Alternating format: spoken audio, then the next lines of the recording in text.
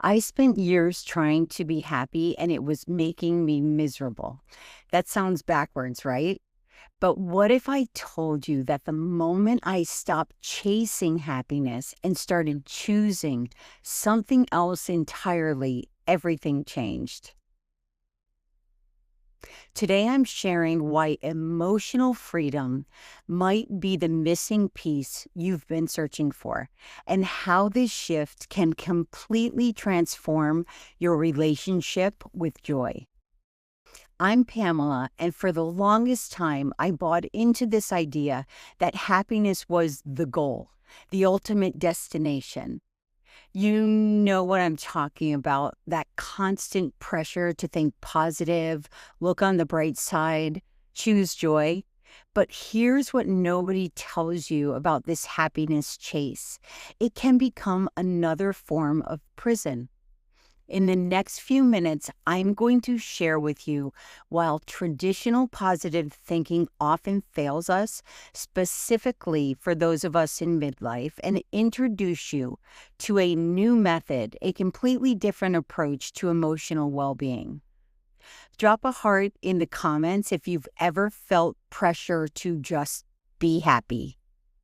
Picture this scenario. You're having a rough day. Maybe work was stressful. Maybe you're dealing with something challenging at home. And then someone says, just think positive or choose to be happy. How does that land for you? For most of us, it feels dismissive, right? Like, like we're failing at some basic human requirement. But what if the problem isn't that we're not trying hard enough to be happy? What if the problem is that we are trying to be positive? Here's what I've discovered through my own journey and from working with many people in their midlife. When we make happiness the goal, we create what I call an emotional performance trap. We start monitoring our feelings like it's a stock market ticker. Am I happy enough today? Should I be feeling better by now? Why am I not grateful enough? This constant self-evaluation doesn't create joy. It creates anxiety about not being joyful enough. We end up spending more energy managing our emotions than actually experiencing our lives. And here's the kicker: the more desperately we chase happiness, the more elusive it becomes. It's like trying to catch your own shadow. The moment everything shifted for me was when I stopped asking, how can I be happier? And I started asking, how can I be freer? Freedom isn't about feeling good all the time. Freedom is about having the space to feel whatever you're actually feeling without judgment, without pressure to change it, without making it mean something's wrong with you. Think about it.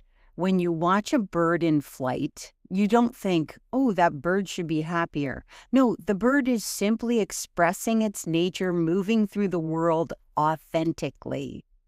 That's freedom.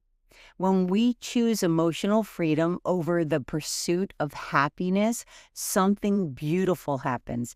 We stop fighting our natural emotional rhythms. We stop trying to think our way out of the human experience. Instead, we learn to work with our emotions as information, as energy, as part of the full spectrum of being alive. And here's what's interesting. When we stop demanding happiness, we often find it shows up more naturally. It's like when you stop looking for your keys frantically and you just relax and suddenly you see them like right there in front of you on the counter. This is the foundation of what I developed, and it's called the positive perspective method. It's not about forcing positivity, but about creating space for authentic experiences. Have you ever noticed this with your own emotions? There's something particularly powerful about this shift in midlife. Maybe you've noticed this too.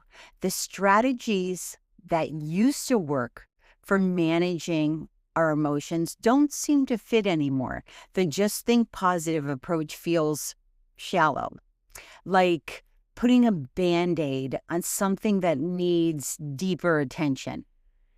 And that's not because you're broken or because you're difficult, it's because you've grown.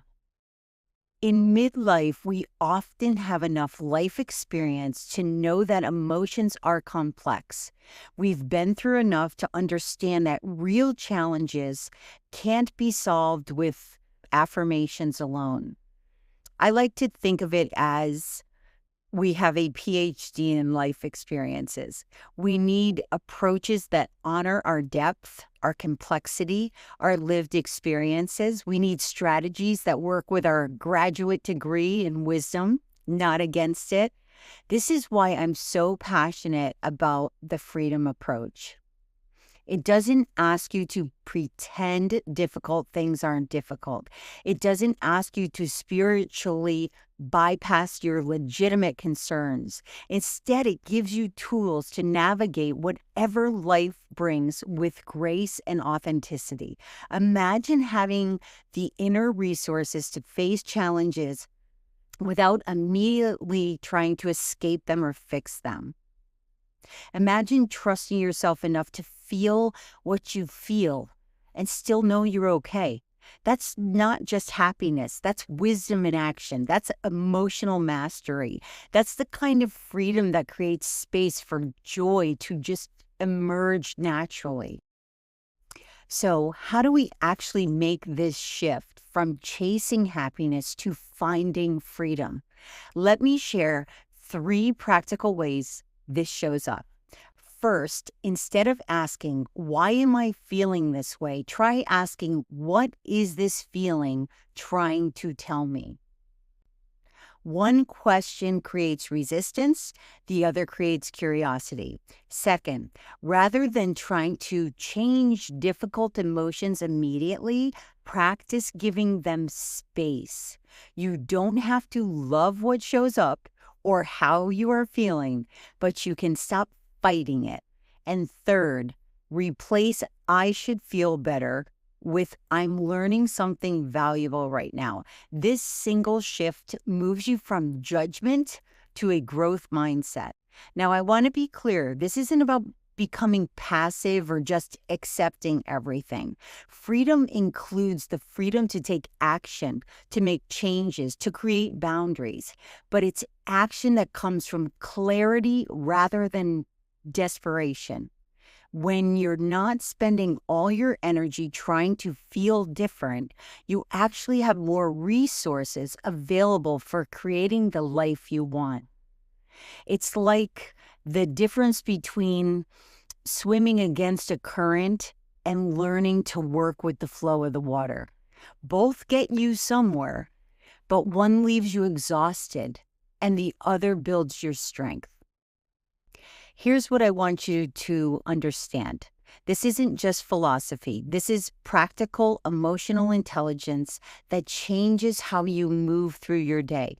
When you stop performing happiness and start practicing freedom, you discover something remarkable. Authentic joy does not need to be chased. It emerges naturally when you're not constantly managing and controlling your inner experience. You find yourself laughing more freely because you're not monitoring whether you're happy enough or not. You find peace with uncertainty because you're not demanding that life feel a certain way all the time.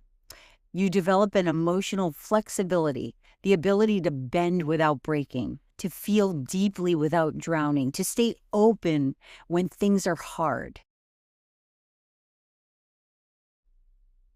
And perhaps most importantly, you stop wasting precious energy fighting being human, and you start using that same energy to create, to connect, to contribute in ways that actually align with your heart and mind.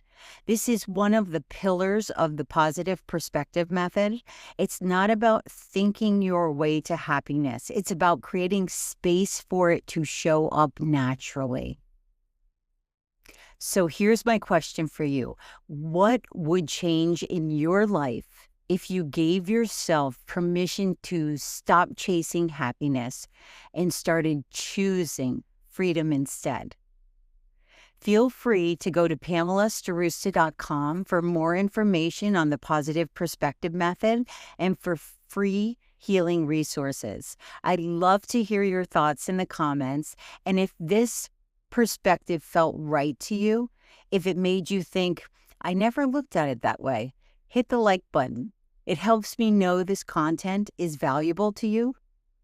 Make sure to subscribe because I'll be sharing more about the positive perspective method and practical insights for emotional freedom that you can use right away. And until next time, remember, you don't have to be happy all the time to live a beautiful, meaningful life. You just have to be free to be you.